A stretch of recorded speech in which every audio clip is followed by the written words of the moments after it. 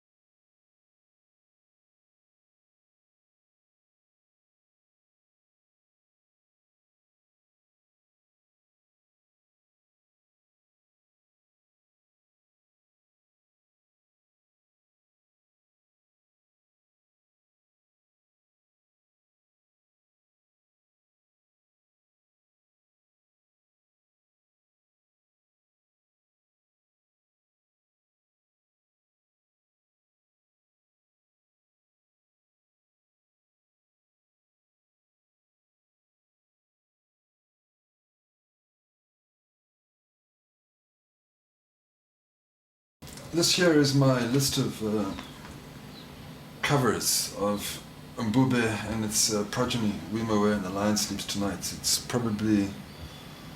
It is one of the most recorded songs of the 20th century. I was eventually able to find very close to 180 versions. And let's see, 14 films, TV commercials, the most successful musical in Broadway history, and something like 285 years of airplay in the United States alone. So this is one of the great songs of the 20th century and also one of the most valuable copyrights.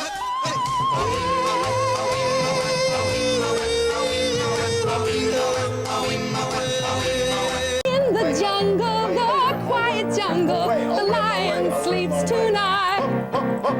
That's enough. Where in the world did that song come from?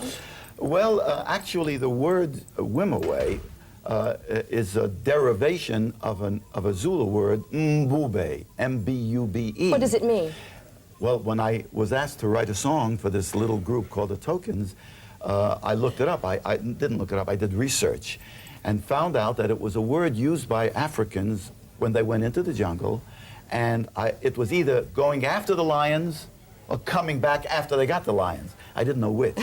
But it gave me the idea for In the Jungle, and I wrote the lyric, and we did the melody, and etc. But the point is that the word was a word that Americans couldn't quite get in Mbube, Mbube.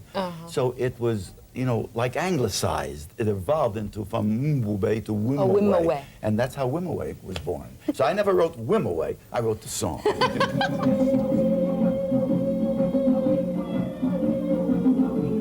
I have to smile every time I hear this. I can't figure this out because he was the president of an organization called the Songwriters Guild of America, and him saying that he wrote the music to The Lion Sleeps Tonight is ludicrous. It's ridiculous, and I don't understand why he did this. I do understand it. It's because he became a very wealthy man from The Lion Sleeps Tonight.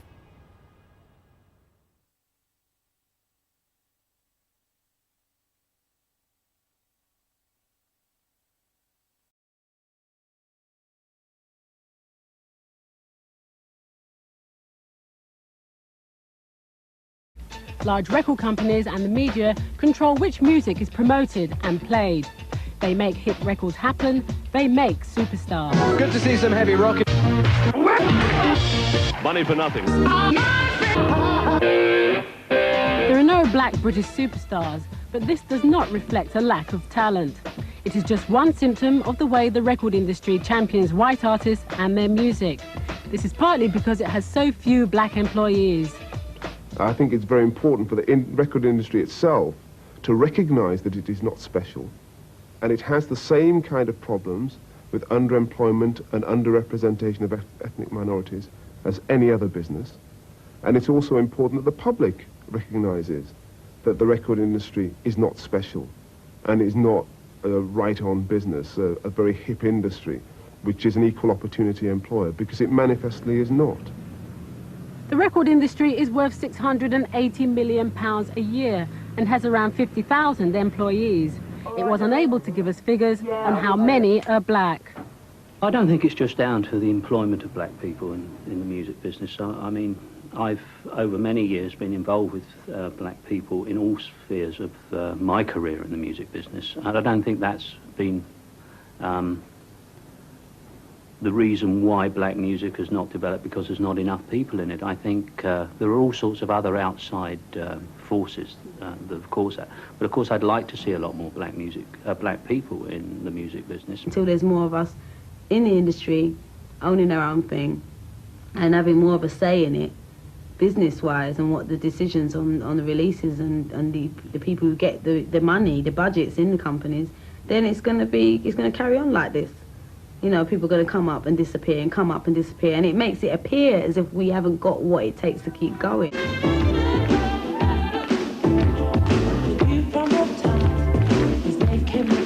Britain has many gifted black soul singers, but it's the white British soul acts who've gained greater fame. The great success of white British artists in playing black music can be attributed to the fact that perceptions of pop music are such that black music taken to radio is seen as being a marginal area. But when you get white acts playing the same type of music, all of a sudden the radio people and the media in general have to say, well, this is obviously popular. This is pop music. The song's good enough and the record's good enough, it should be getting played on the original. It shouldn't have to wait until a white act covers it before it gets media acceptance. Only act like children when we argue, fuss and fight. You don't know. If you don't know right now, you will never, never, never know. You'll never, never, never know me. The best guide to who the record industry really honours is the prestigious BPI Awards. Soul to Soul were passed over for the Best Newcomer Award, which was given to Lisa Stansfield, a white singer of soul music. Rather than giving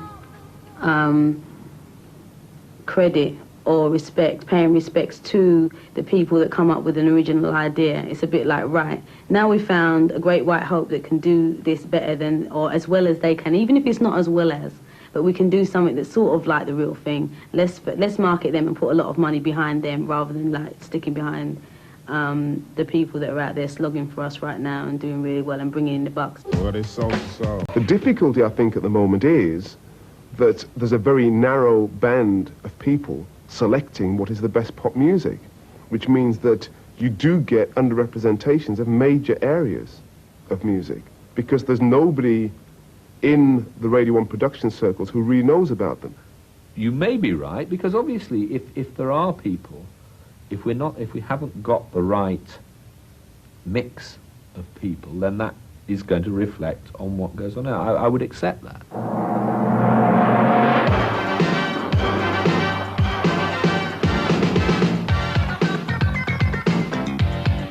Now, you can't play a record on its merit if you don't have the understanding of the merit. You don't know where the record is credible. If you don't stand up in the dance hall and hear the record slam, if you don't, and these are the people that are in the radio.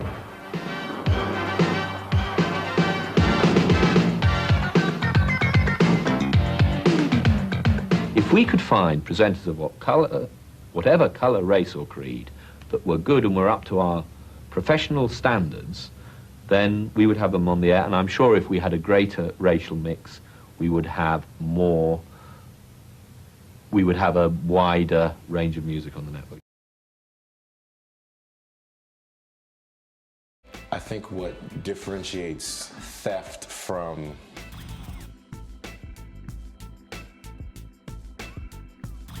unification, if you will, or integration even, if you will, or sharing all of this with one another, you know, is whether or not it's being acknowledged who that belongs to. A story that has existed throughout the history of this country, from white artists that put blackface on. Baby, I'm coming. Oh God, I hope I'm not late. From Elvis Presley, you know, taking us not just black music, but even a song that had been previously recorded, You Ain't Nothing But a Hound Dog, and becoming a superstar with this, is indicative of what happens with cultural theft. You ain't nothing but a hound. You ain't nothing but a hound. Don't do my thing and not give me my share. So that's where it becomes theft. They really rock it in Boston and Pittsburgh, PA. If anybody had a notion across the USA.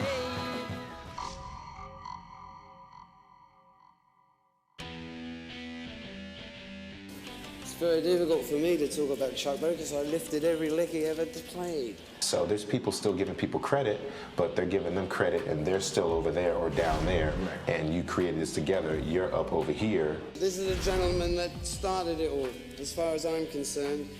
I'm giving you shout-outs, but I ain't writing you checks. You stole it. You know you stole it. Stop lying.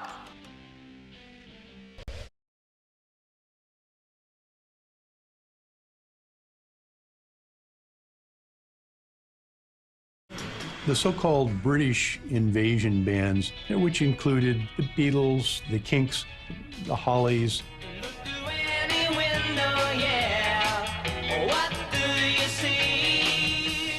It was kind of bold-faced, really. I mean, you know, all we did was steal American music, make it our way, and sell it right back to the Americans. That's what happened. Well, all we did was listen to great American early rhythm and blues and rock and roll and do it our way, and America bought it by the millions. Soon be with you, my love. Eric Clapton started to play very distorted. He was taking it all from, you know, B.B. King, Albert King, Freddie King, anybody named King, and Buddy Guy, and started to play with this sort of overloaded, distorted sound. And that started to change things, because guitarists all started to look for a sustain, you know, really singing note on the instrument that was enabled by the distortion on the amp, that you make a note really sing and last longer. So it started to get a more vocal quality.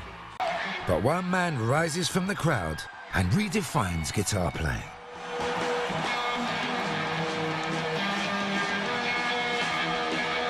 Jimi Hendrix was a one-man revolution.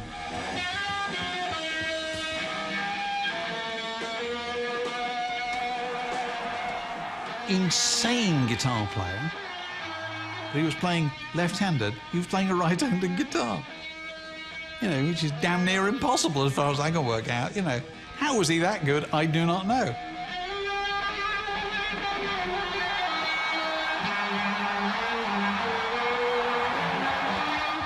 All the other guitarists recognised how good he was straight away. Eric Clapton and George Harrison and everybody. The other musicians, he was the musician's musician. When Eric Clapton saw him for the first time, you know, even Eric said, "Oh my God, this guy is just on another planet."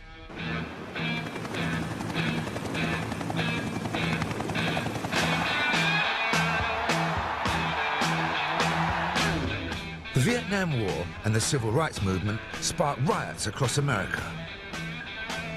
And Hendrix's guitar becomes the soundtrack for the protests. It was a great example of taking the guitar and using the metaphor of music with violence. What he brought to the guitar, I mean, The playing, obviously, the playing style, the complexity of it, the brilliance of it, but also the outrageous nature of his guitar playing, you know, putting it up behind his head, playing the strings with his teeth.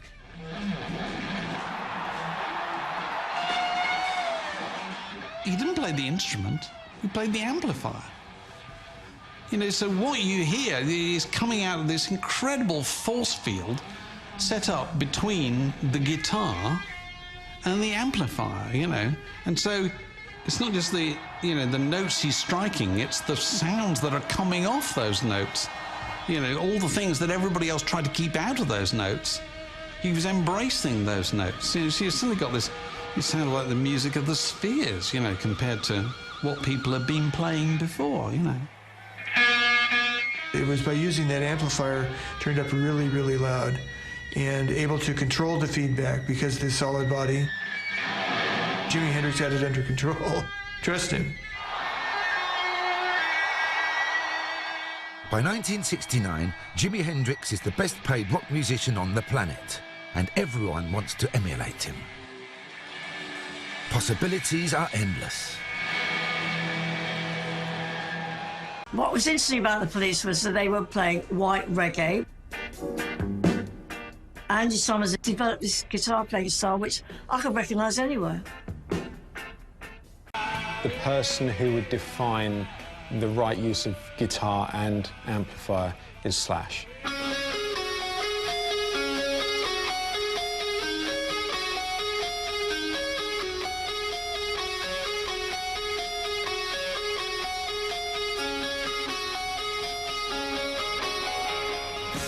Although he's more of a modern player, he's always had a very old school setup which doesn't differ too much from what the guys, the likes of Townsend or Hendrix, were doing, which is plugging straight into the amplifier and just using their guitar. You know, with very limited amounts of effects on the floor.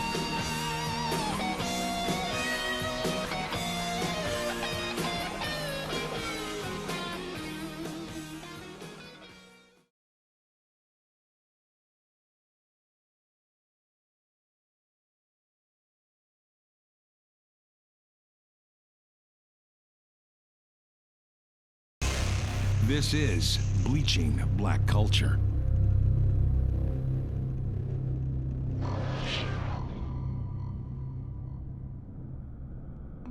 When the Fisk Jubilee Singers performed Steal Away to Jesus for Queen Victoria, they inspired the name Music City of the U.S. Earl Tucker popularized a dance called the Snake Hips. Many say he was the father of isolation dance moves that eventually led to pop locking. The Harlem Renaissance was known as the New Negro Movement, and from it flourished icons such as Billie Holiday and a variety of other artists that changed the art world.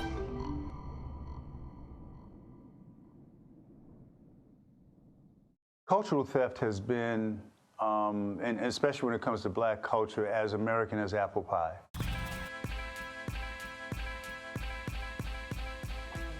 From the time that we were brought over here on slave ships and our very lives were stolen from us. White people steal their culture from blacks. I mean, they stole blacks, they brought us here. It's like when they refer to us as, you know, Negro colored, these made up words, Afro-American, black, all that. You know, I'm not an Afro-American, you have to call it what it is. I'm a stolen African. We saw this in 12 Years a Slave, where when we weren't singing and dancing to entertain the slave master, we had to fight to the death in this brutal kind of no holds barred fighting that went on. But beyond that, black artists have never been properly compensated for their work. If I had to quantify how much America has profited from black culture, I would start with slavery and the fact that companies like Lloyd's of London became Lloyd's of London because they insured the slave trade. The first stock that was traded on Wall Street were black slaves. Trillions of dollars, if I had to quantify it with a number. Not billions, trillions.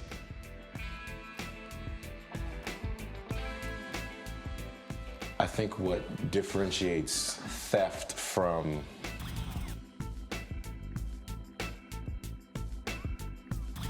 unification, if you will, or integration even, if you will, or sharing all of this with one another, you know, is whether or not it's being acknowledged who that belongs to. A story that has existed throughout the history of this country. From white artists that put blackface on. Baby, I'm coming. Oh, God, I hope I'm not late. From Elvis Presley, taking us not just black music, but even a song that had been previously recorded, You Ain't Nothing But a Hound Dog, and becoming a superstar with this, is indicative of what happens with cultural theft. You ain't nothing but a hound. You ain't nothing but a hound dog. Don't do my thing and not give me my share. So that's where it becomes theft. They're really rocking in Boston and Pittsburgh, PA. If anybody had an ocean across the USA.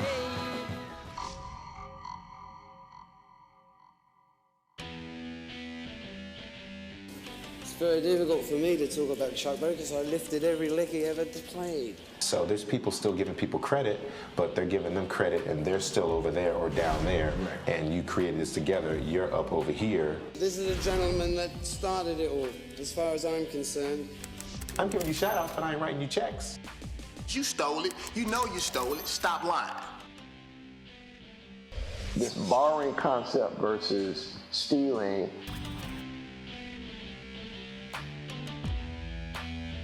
This yin and yang approach of music and ownership has been around for decades, and it's going to continue. Today, a copyright infringement dispute involving Robin Thicke's Blurred Lines. He himself said he was inspired, just like Elvis Presley said he was inspired. Marvin Gaye's children have settled a portion of their lawsuit regarding the hit song Blurred Lines and its similarities to Gaye's song Got to Give It Up.